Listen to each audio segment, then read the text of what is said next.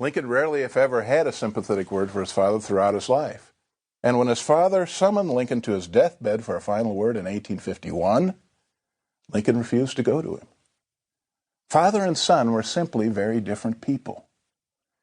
Thomas was a plodder, content to live as a farmer and erstwhile carpenter, while Lincoln was a striver, always on a perpetual quest for self-improvement. Thomas settled comfortably into the physical labor and squalor of rural life in antebellum America. Lincoln detested physical labor and lived for opportunities to read and study. His was a precocious intellect that needed feeding. Although he had a mere year or less of formal schooling, Lincoln constantly sought out books to read. And his memory was such that once he had committed a subject to those memory banks, he had nearly total recall of the material. His father, by contrast, deprecated education, which he thought was utter folly. He felt that a functional literacy was plenty to stand a man in good stead.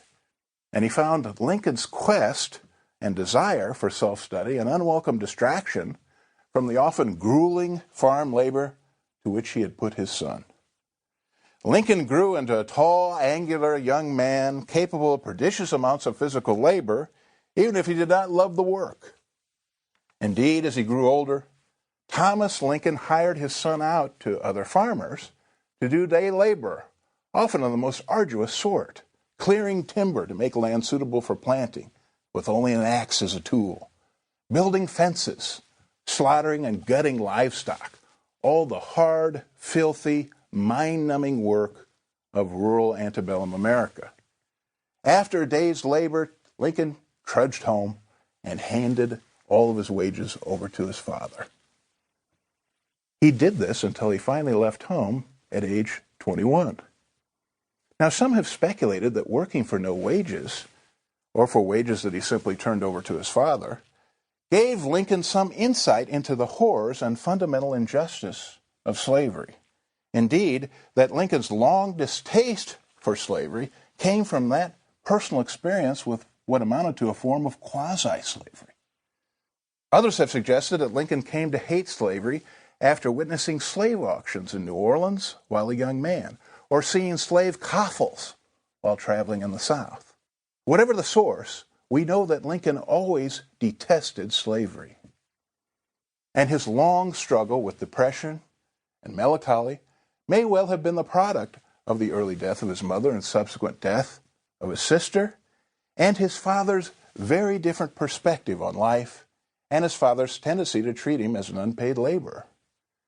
Despite poverty, a dead mother, and an uncaring and distant father, Lincoln's childhood had a bleakness that shaped his character and personality.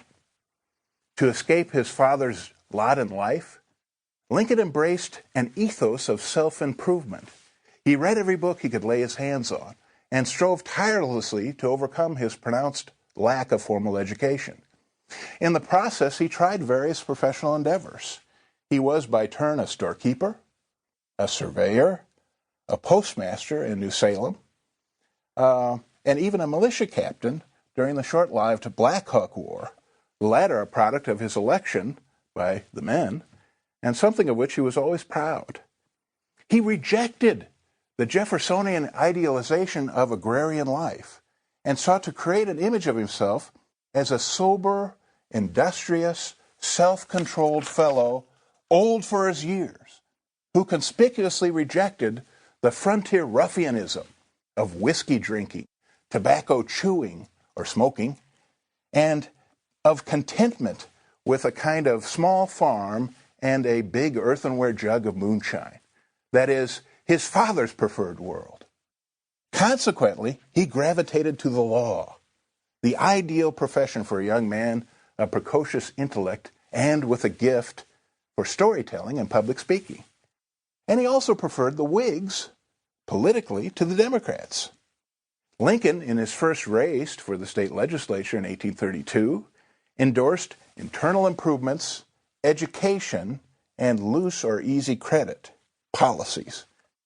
He also considered the great Whig Henry Clay his beau ideal of a statesman, and strongly supported the American system that Clay proposed as a kind of solution.